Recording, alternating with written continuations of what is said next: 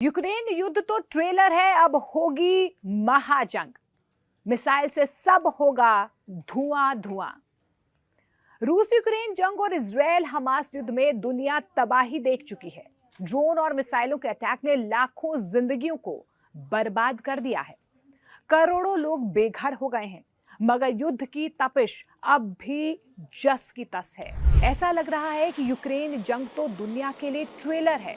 जिस तरह से दुनिया भर के देश अपने शस्त्रागार को मजबूत करने में लगे हुए हैं, ऐसे में लग रहा है कि जंग की पूरी फिल्म तो अभी बाकी है। जी हां, हमास, इजरायल और यूक्रेन जंग के बीच फिर से हथियार बनाने की होड़ मच गई है। नए शीत युद्ध में मिसाइलों की दौड़ और भी ज्यादा तेज हो गई है।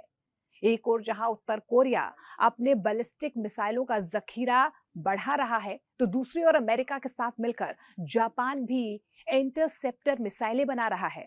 जिस गति से ये देश अपने अपने मिसाइलों का जखीरा बढ़ा रहे हैं, ऐसे में यूक्रेन जंग में एक नए तरह का खतरा पैदा हो गया है। इन मिसाइलों की वजह से यूक्रेन में एक ऐसी जंग छिड़ सकती है जिसमें दोनों ही पक्ष एक दूसरे को कमजोर करने की कोशिश करेंगे। दरअसल इस महीने की शुरुआत में रॉयटर्स की एक रिपोर्ट आई थी, उसमें यह बताया गया था कि उत्तर कोरिया के तानाशाह किम जोंग उन ने दक्षिण कोरिया से लगी सीमा पर तैनात कोरियाई पीपल्स आर्मी यानी कि केपीए की यूनिट्स को 250 नए टैक्टिकल बैलिस्टिक मिसाइल लॉन्चर देने के दिशा निर्देश दे दिए हैं। यह report Korean central news agency KCNA की एक रिपोर्ट पर आधारित थी। साउथ कोरिया पर भी अब खतरा मंडरा रहा है क्या, ये सवाल बना हुआ है।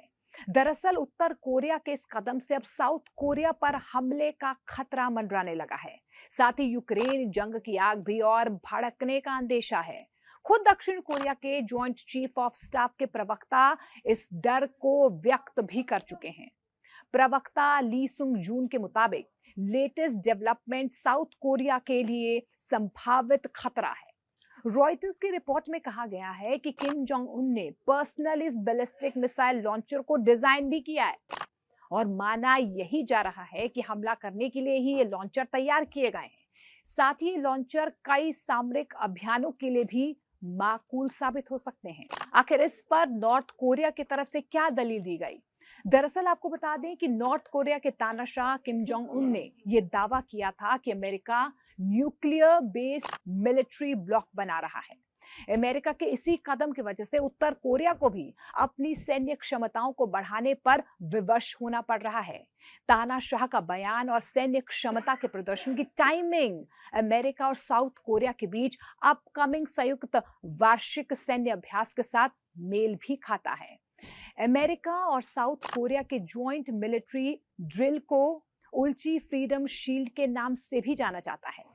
रॉयटर्स की रिपोर्ट ही माने तो उत्तर कोरिया के इन कदमों का उद्देश्य अमेरिकी चुनाव को प्रभावित करना और सैन्य अभ्यास का जवाब देना है।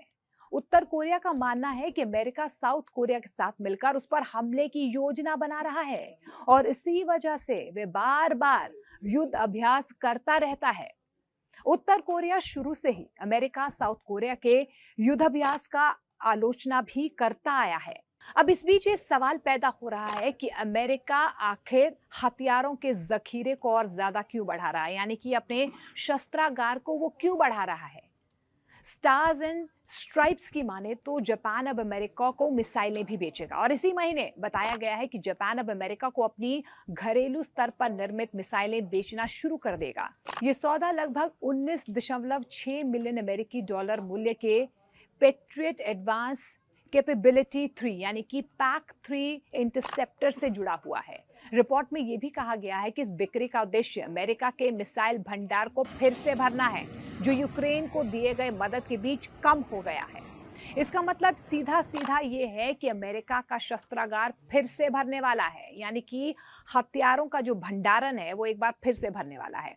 बताया ये भी जा रहा है कि अमेरिका और जापान मिलकर 100 PAC-3 इंटरसेप्टर और advance medium range air to air मिसाइलें भी बनाएगा।